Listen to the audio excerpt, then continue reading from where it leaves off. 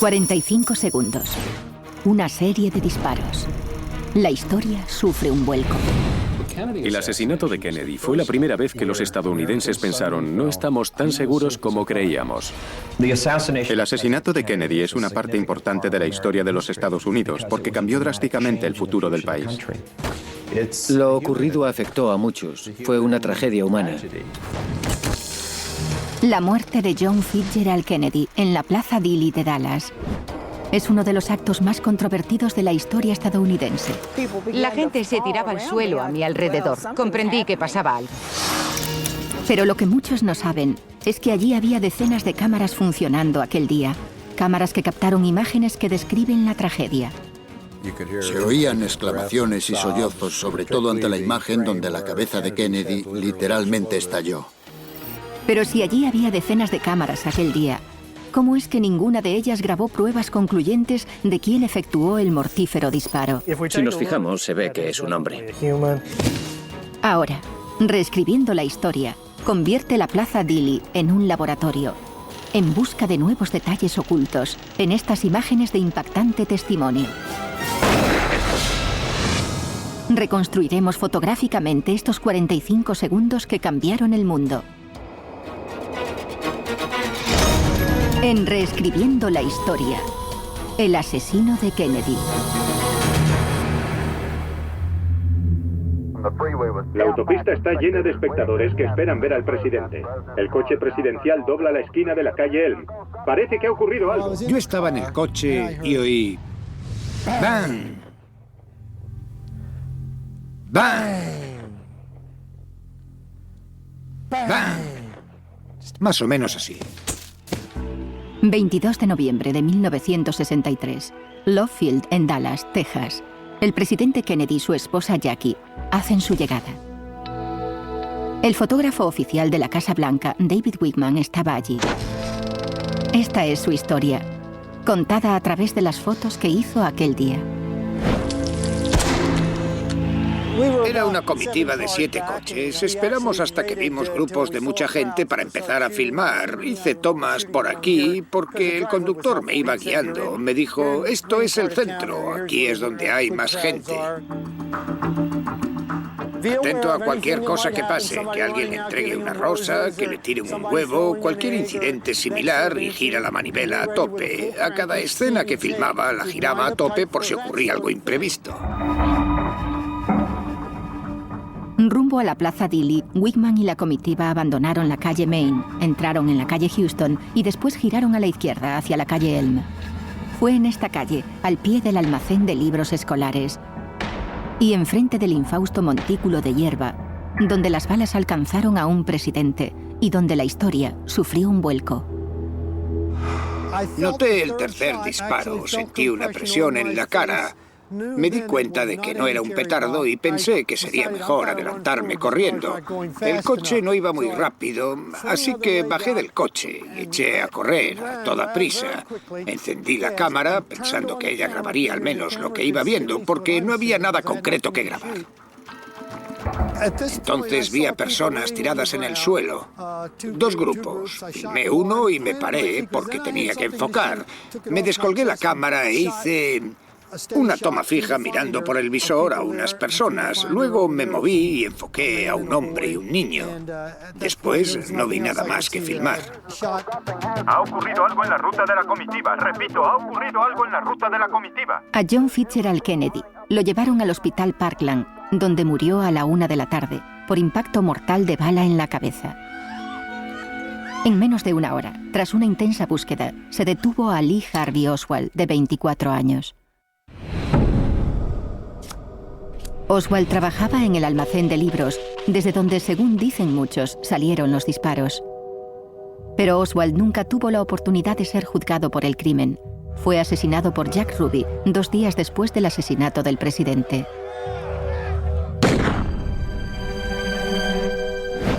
Resulta casi tópico decir esto, pero todo el mundo recuerda dónde estaba cuando tuvo lugar el asesinato. El país cambió, sus vidas cambiaron y nada volvería a ser lo mismo. Pearl Harbor, el asesinato de Kennedy. El accidente del Challenger, el 11 de septiembre, el accidente del Columbia, son incidentes que marcan momentos cruciales. Y lo que nos dicen es que en este país somos vulnerables.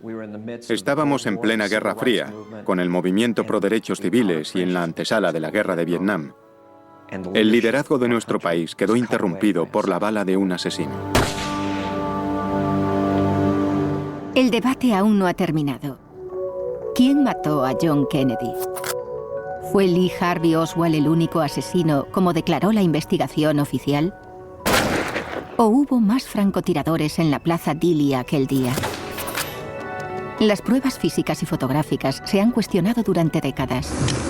Unos dicen que los disparos los hizo un solo tirador desde el almacén de libros, disparando al presidente por detrás. El tiro mortal se habría hecho desde una distancia de 76 metros. Otros sostienen que las pruebas físicas indican que hubo otro asesino que le disparó de frente. Este hipotético tirador aguardó tras una valla, en el funesto montículo de hierba. ¿Existen imágenes de alguno de esos tiradores? Lo que vamos a hacer es reconstruir lo ocurrido el 22 de noviembre de 1963. Todos conocéis vuestro cometido.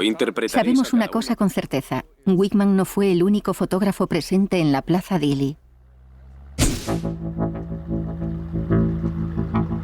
Se calcula que allí había más de 500 personas aquel día de noviembre. Aproximadamente 30 tenían cámaras. 10 estaban funcionando esos últimos 45 segundos. ¿Pero qué captaron realmente sus cámaras?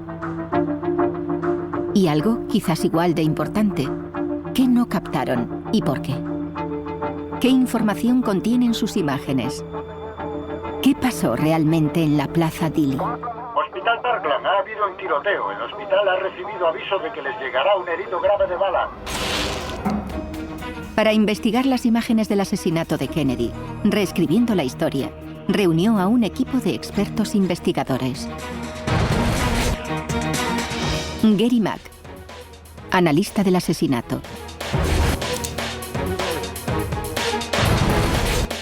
Mark Waggy, fotógrafo de Dallas.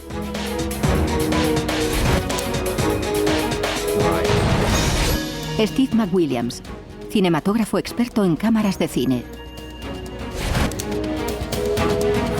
Y el diseñador gráfico Douglas Martin, que reconstruirá informáticamente la Plaza Dili. Combinando sus disciplinas y llevando la ciencia del siglo XXI hasta 1963 al escenario del crimen, analizaremos los últimos momentos y el asesinato del presidente Kennedy. Nuestra investigación empieza en la Plaza Dili. La comitiva tuvo que desviarse hacia este pequeño parque de la ciudad, que pronto se convertiría en el escenario de un tiroteo. Lo que suelen decir las personas que visitan Dallas por primera vez es: caramba, qué pequeña es. La Plaza Dili es diminuta. La forma de la Plaza Dili es importante porque es clave en muchos aspectos. Dónde estarían los tiradores, de dónde pudieron salir los disparos, las pruebas fotográficas, lo que vieron los testigos. Aunque el aspecto de la plaza es el mismo que en 1963, algunos edificios han cambiado. Lo que entonces era el almacén de libros escolares de Texas, ahora alberga mucho más que libros. Desde donde supuestamente disparó Lee Harvey Oswald, es ahora un museo dedicado a aquellos últimos 45 segundos. Aquí se pueden ver muchas de las cámaras utilizadas aquella tarde. El Museo de la Sexta Planta nos ha proporcionado imágenes originales de muchos de los fotógrafos clave. Sus filmaciones documentan en color los últimos 45 segundos de la vida del presidente Kennedy. Al montar todas las filmaciones y fotografías, conseguimos una película de unos 45 segundos, desde que el coche entra en la plaza hasta que matan a Kennedy. Para interpretar estas imágenes, es primordial la localización, porque saber dónde estaban y el ángulo de enfoque exacto desde el que filmaron es crucial para la reconstrucción. Para recrear estas posiciones, nuestro artista gráfico, Douglas Martin, utilizó una cámara digital especial para tomar una imagen panorámica de 360 grados de la Plaza Dili. Con esa información, Martin creó una maqueta virtual del lugar con un margen de error de 30 centímetros. Ahora podemos saber dónde estaba cada fotógrafo y su ángulo de visión. Para que se viese más claro, he coloreado los campos de visión de las distintas cámaras. El amarillo indica imágenes fijas y el rojo indica imágenes en movimiento. Muy bien, pero hay que mover a Bronson. Él tenía a una mujer desconocida a su izquierda y a su esposa a la derecha. Bien, así. Pero los gráficos digitales solo pueden llegar hasta aquí. Tuvimos que recurrir a algunas de las personas que habían estado allí aquella tarde de 1963 y pedirles que reconstruyesen un día que jamás olvidarán. Pensé que eran petardos. Alguien me agarró y me tiró al suelo.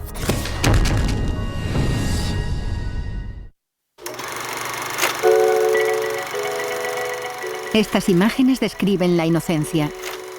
Vestidos de domingo, un nieto que da sus primeros pasos, una hija yendo al colegio. Pero estas imágenes marcan el final de la inocencia para los fotógrafos.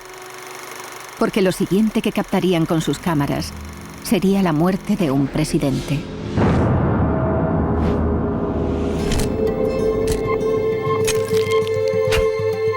Pero, ¿qué recogieron realmente en sus películas?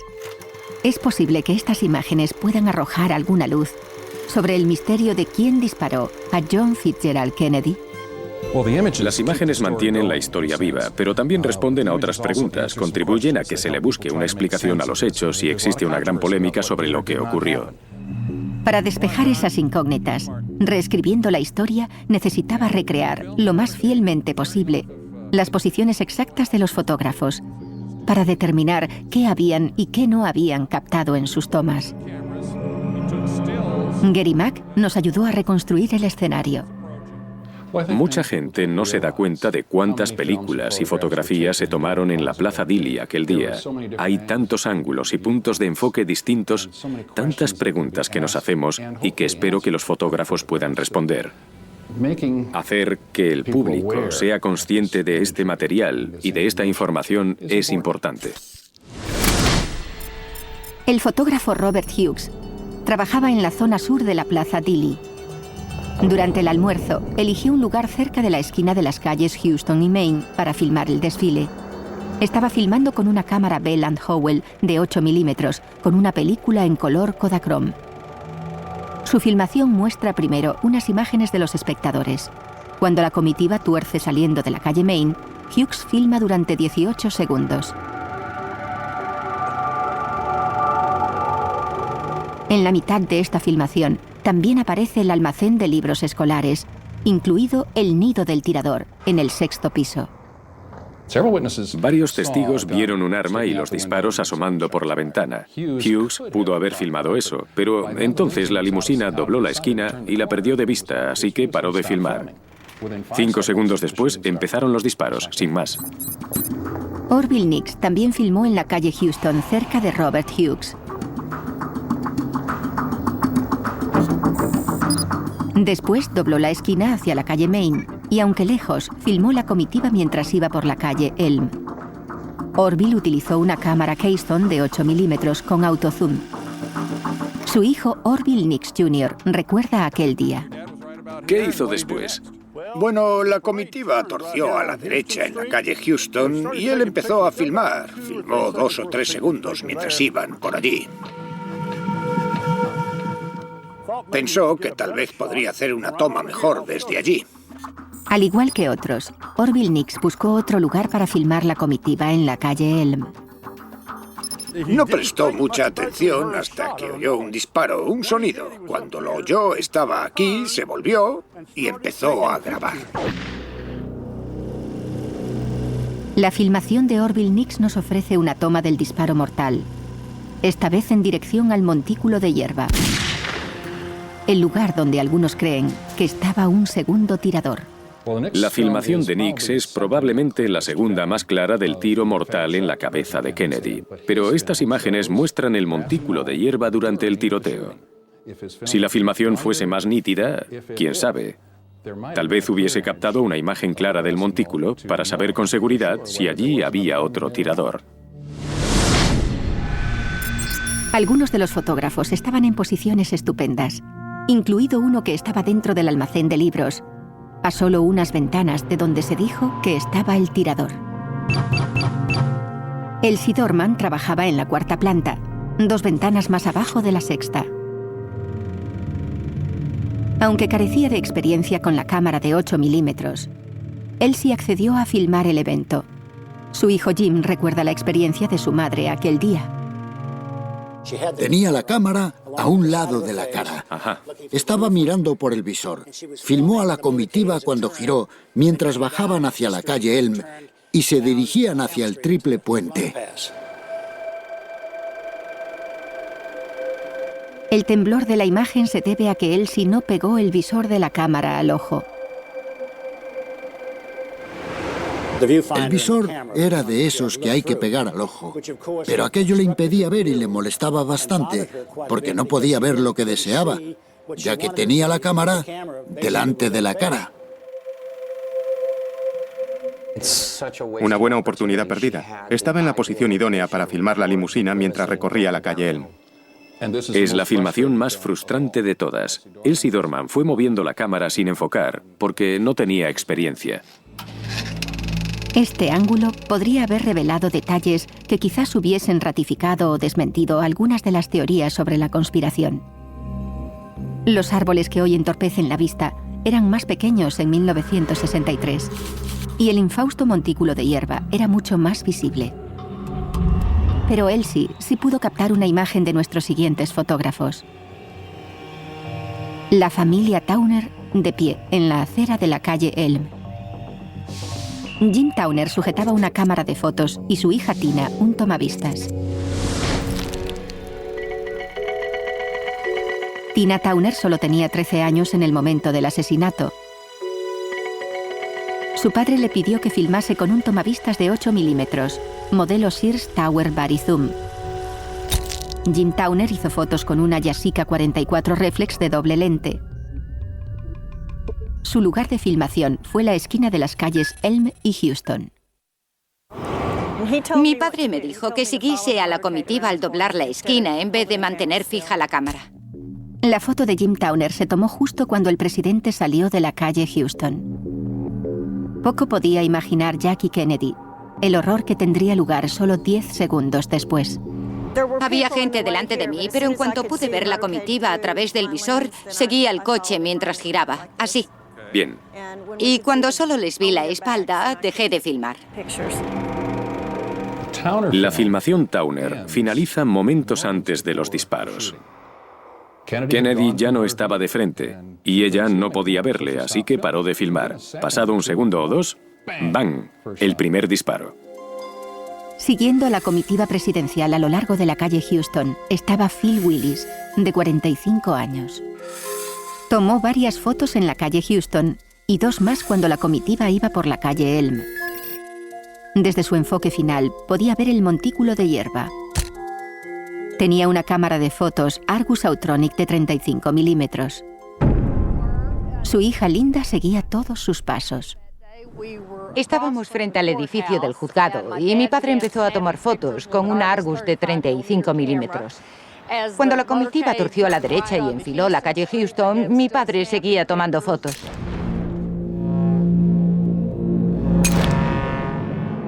Cuando la limusina giró, estaba más o menos aquí. Había bajado la acera y captó una de las últimas imágenes de Kennedy vivo, desde aquel lugar. En lo que respecta al presidente, esta foto no resulta destacable. Casi no se le ve.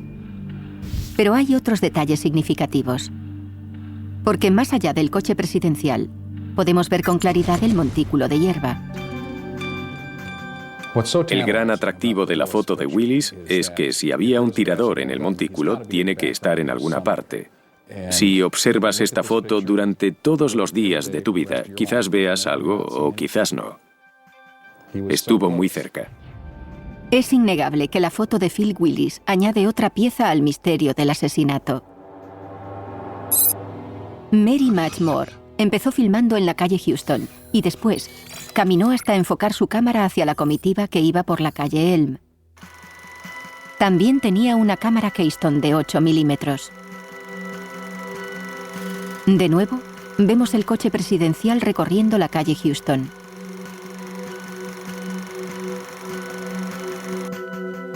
En aquel momento, Mary atravesó la acera para grabar imágenes de la calle Elm. Filmada durante solo 3 segundos, la grabación de Matchmore ofrece otra imagen del disparo fatal.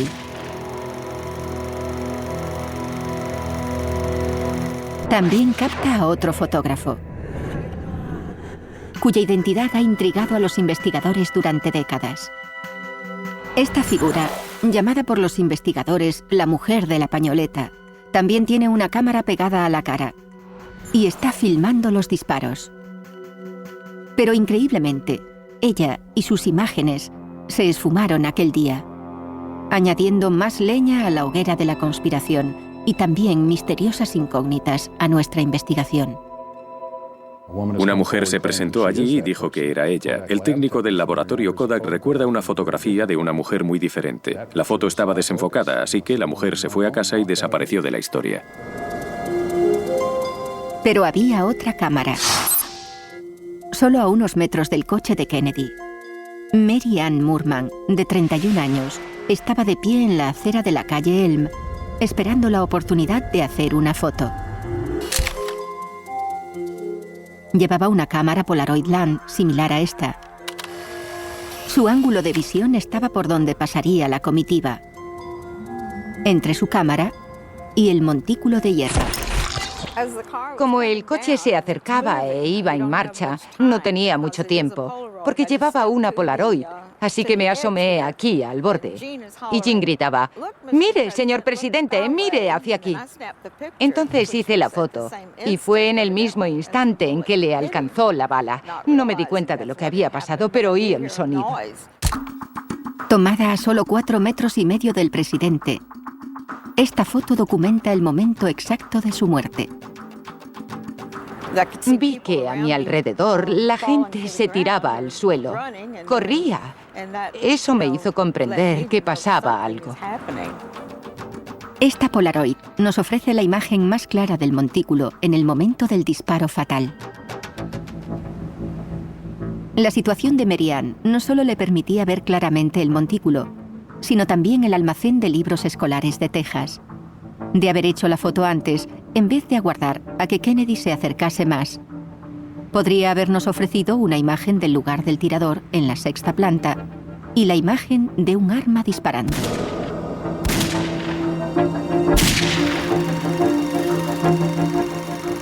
¿Tendrá esta extraordinaria imagen otras historias que contar?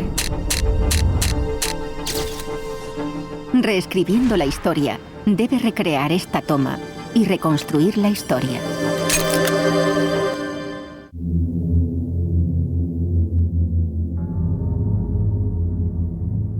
Cuando la comitiva presidencial entró en la Plaza Dilley, el 22 de noviembre de 1963, varios fotógrafos aficionados prepararon sus cámaras para filmar el histórico acontecimiento. Cuando los disparos resonaron en la plaza y el coche presidencial salió hacia el Hospital Parkland, las cámaras siguieron filmando en medio del estupor. Aquí, Orville Nix graba a la multitud, corriendo hacia el montículo de hierba. Robert Hughes filma la misma carrera desenfrenada. El meollo de la polémica es simple. ¿Fue realmente Lee Harvey Oswald quien hizo el disparo mortal a 82 metros de distancia desde el 6º piso del almacén de libros escolares de Texas? Eso es lo que afirmó la primera investigación oficial. ¿O acaso hubo un segundo asesino escondido tras el infausto montículo de hierba, como afirman otras investigaciones? Solo un fotógrafo, Mary Ann Moorman, captó el disparo mortal en una instantánea. Su ángulo de enfoque capta la valla de madera del montículo de hierba. Debido a su clara visión de la zona, su fotografía ha resultado polémica desde el primer día. Sabes, esta es la copia más nítida que he visto en mi vida. Es una copia guardada en la oficina del FBI de Dallas. El FBI copió la fotografía poco después del crimen, una semana después o así. Y acogiéndome a la libertad de información, en los años 80 conseguí esta copia. Esta copia de 6,35 centímetros debe ampliarse bastante para apreciar el fondo con detalle.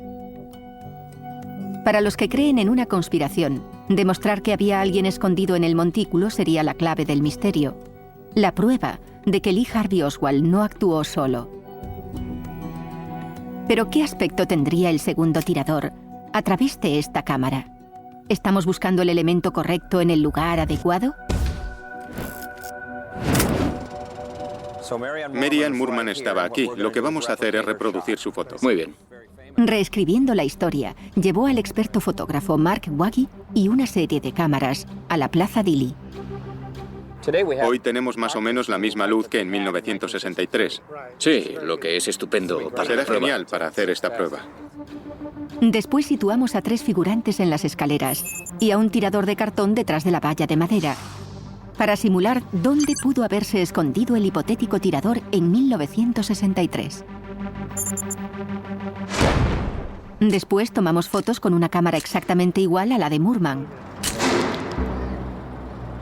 Y para ver qué habría captado un aparato más sofisticado, también hicimos fotos con una cámara de 35 milímetros y una película similar a las que había en aquella época. Tras revelar los negativos, reescribiendo la historia comprobó los resultados en el estudio de Mark. Primero, examinamos nuestra nueva imagen de la Polaroid. El negativo Polaroid. Aquí está la imagen Polaroid impresa. Podría ampliarse, por supuesto, pero este es el tamaño original de la cámara. Al contrario que la original, la nuestra no ofrece dudas. Colocamos a un tirador en la sombra. Su silueta se ve claramente, pero no se aprecian detalles.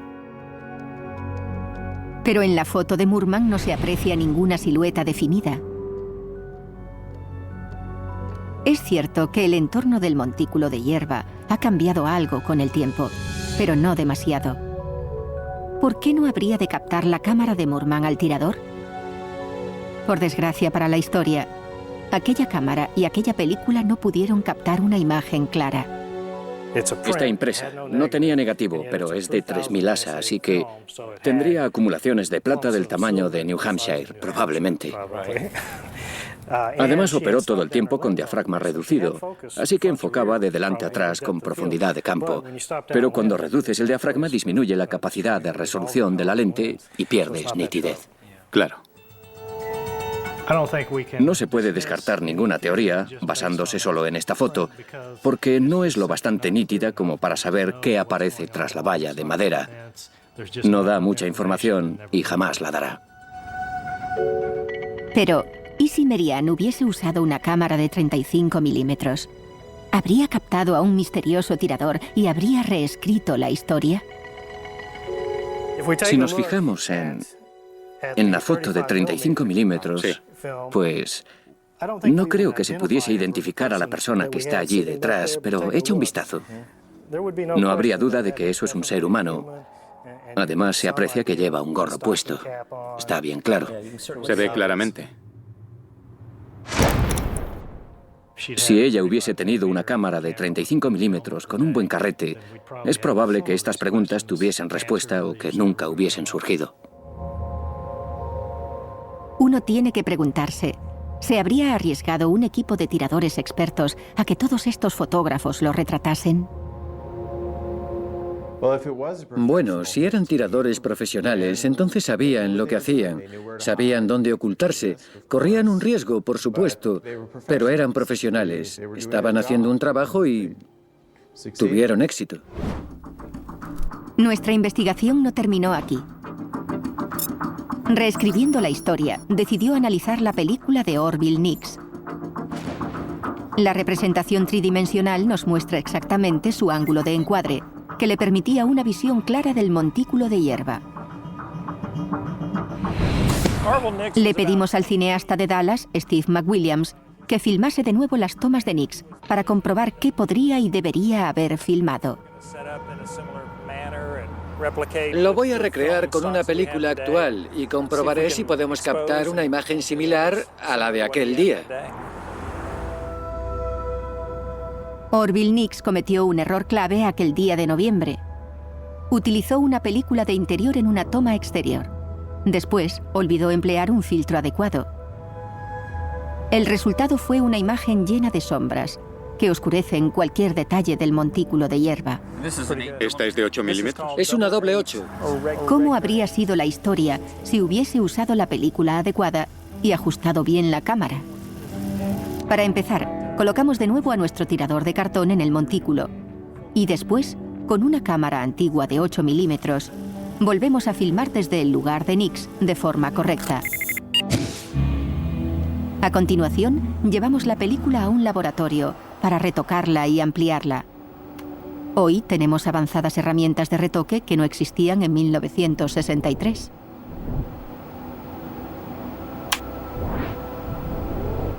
Pero, ¿podría haberse visto más si la filmación de Nix se hubiese hecho correctamente? ¿Podremos ver ahora los detalles que hay en las sombras del montículo de hierba, inapreciables en el original?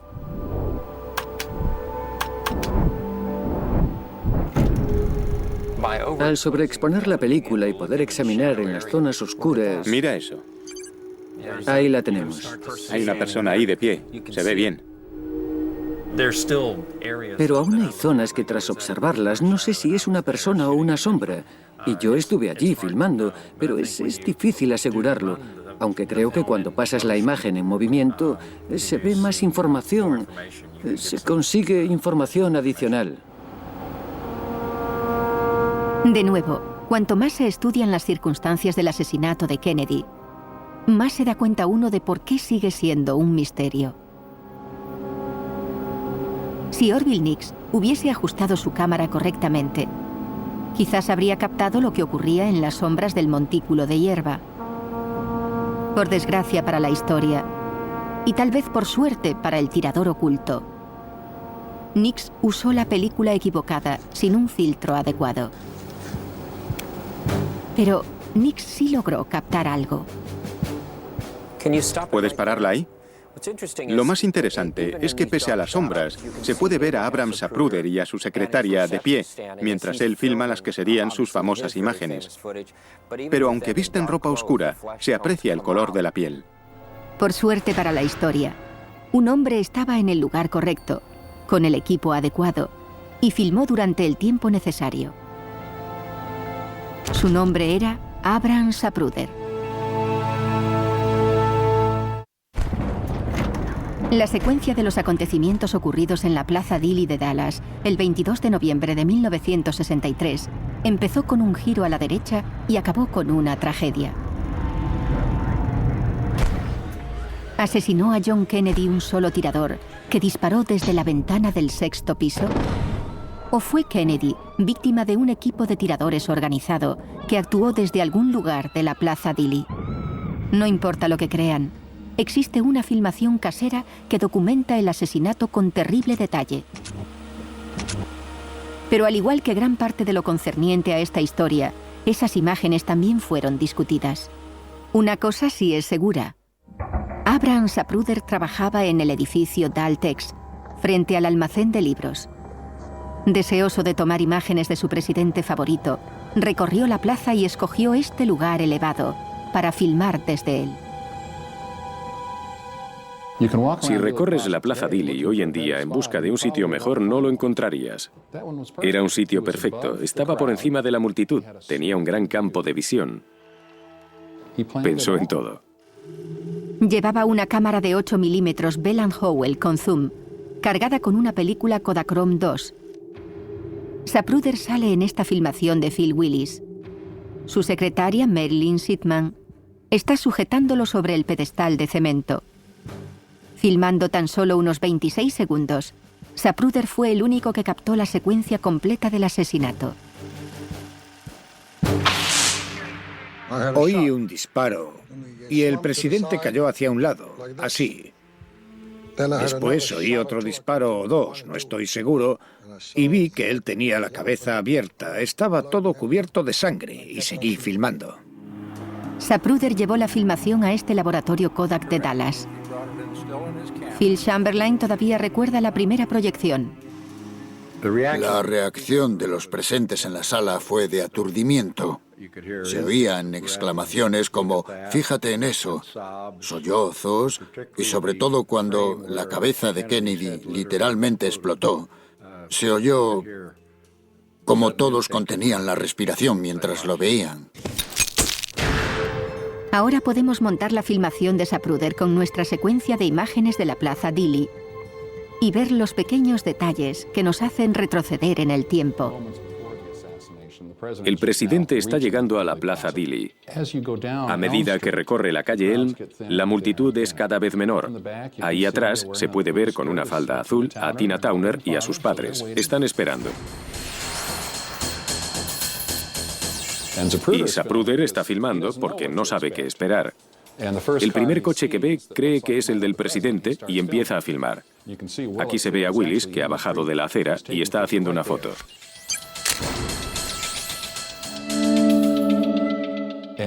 Las motos le pasan muy cerca, así que vuelve a la acera. Ahora Willis está moviendo su cámara para hacer la siguiente foto, sobre la cual siempre ha dicho que estuvo condicionada por el primer disparo. Lo sobresaltó. Está a punto de tomar la foto, justo aquí.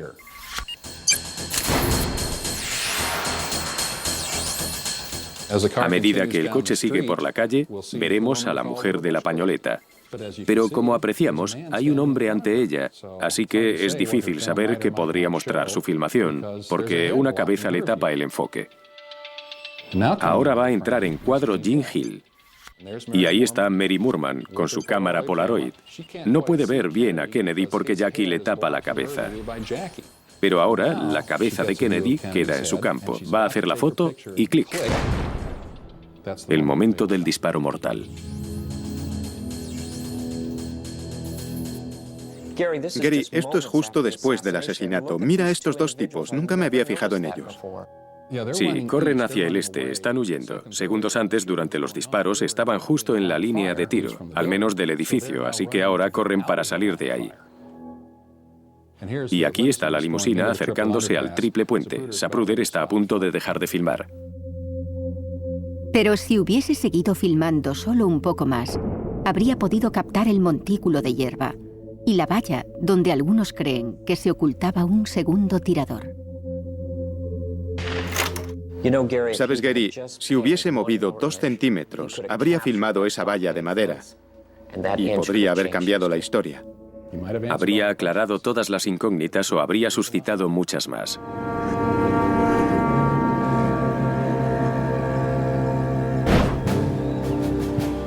Una vez montada la filmación de Zapruder, reescribiendo la historia, ya puede volver al 22 de noviembre de 1963, a las 12:30 del mediodía, momento en que la comitiva presidencial entró en la Plaza Dili.